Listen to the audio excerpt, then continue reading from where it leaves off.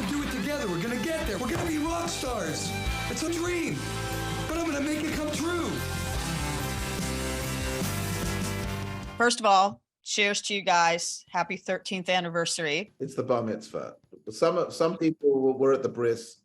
We're at the bar mitzvah now. I want to go back to when all of you guys were basically kids. I didn't realize how far back the three of your connection went.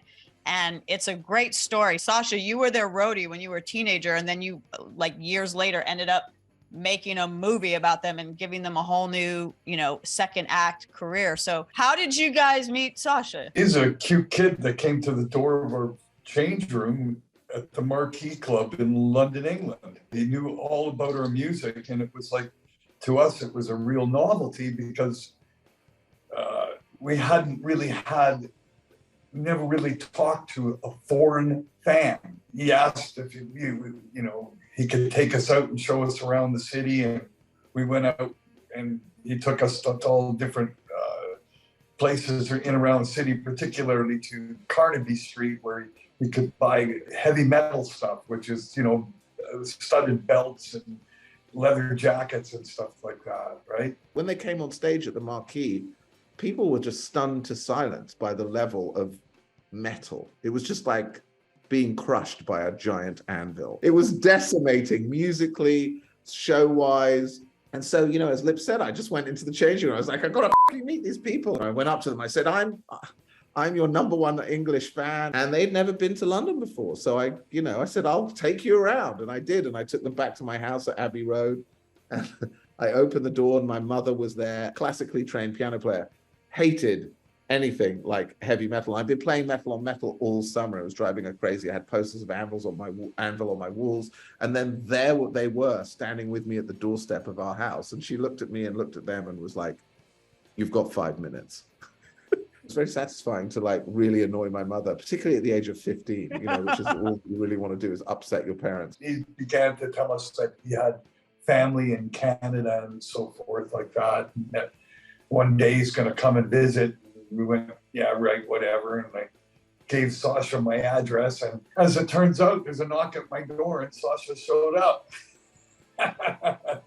Unannounced, he came up, knocked at the door, and I opened the door, and there's Teabag standing there. Wait, you called him Teabag? Teabag's your nickname. Well, that was funny at the time. That obviously has later meanings, but at that time it was just, he's English, he drinks tea, call him Teabag. But what Lips forgot to mention was that when I was in London with them, they said they were going on the road the following summer, and what was I was doing, and they invited me out on the road with them, and I actually showed up, and then they took me out on the road. I went on the road with them, several times, and we became close, and our families got to know each other. So there's a real personal connection that goes back actually till 40 years exactly, to this year, to 1982. So I think there's something magical about that. So how did you, way over in England, discover them? The first I heard of Anvil was on the front cover of Sounds magazine. I think it was April 6, 1982. And it was Lips holding a chainsaw, wearing a bondage outfit, clenching a dildo between his teeth. And the headline was Anvil is coming. So they weren't that obscure, to be honest. They became very famous very quickly in England, to the point where they were added to the bill at the Monsters of Rock Festival, I think with Status Quo headlining or whatever at the time. And they booked these marquee shows, which were completely sold out. So I saw the image, then I heard the record, and like Lars says in the movie, it's just the whole package came together, because they were playing, like Robb's double bass drumming and the rhythms and the intensity was much darker and more crazy. It was really the beginning of thrash speed metal. If you listen to tracks like March of the Crabs and 666, and you really hear the genesis of that style of music. And I had never really heard anything like that before. It was just so fucking amazing. Obviously, years down the road, this opportunity to make the documentary came up. What were the circumstances under which he approached you to do this movie? And were you resistant at all? It was pretty simple for me.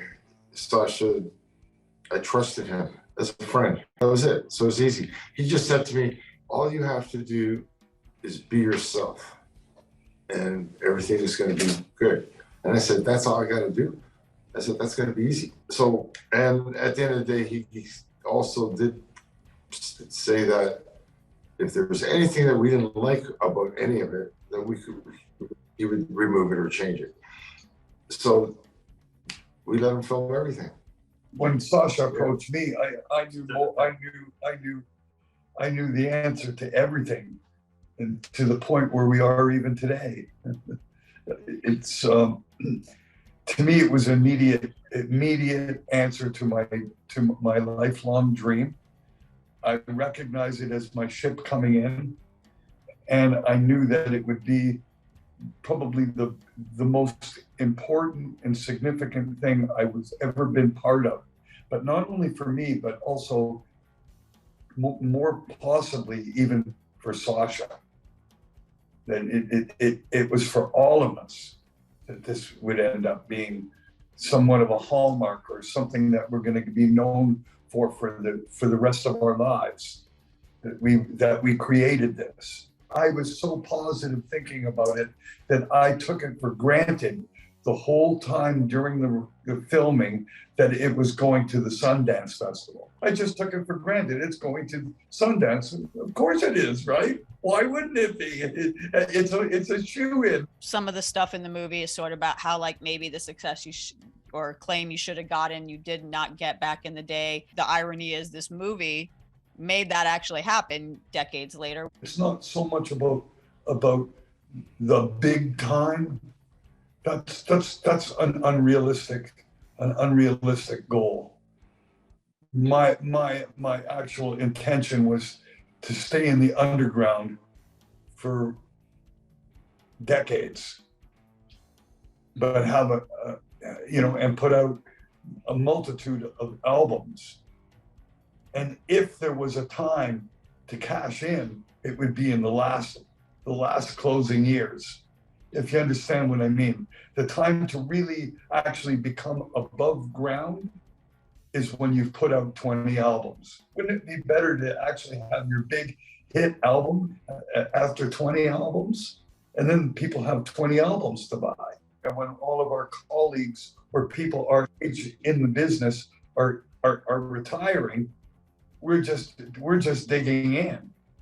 Our business has just started. It couldn't have worked out in more of a positive way, because I don't know that I wouldn't have the same level of appreciation for what has happened if it had happened when I was very young. I also believe that I'm better for it in the long run in many, many different personal ways, in the sense that I was able to create a regular man's household where I'm married, I have children, I own property, that I have what everybody else had, and I got it, I attained it the way that everybody else does, by working regular jobs. But at the end of the day, what ended up happening is my music, I retired into what my real passion was my whole life.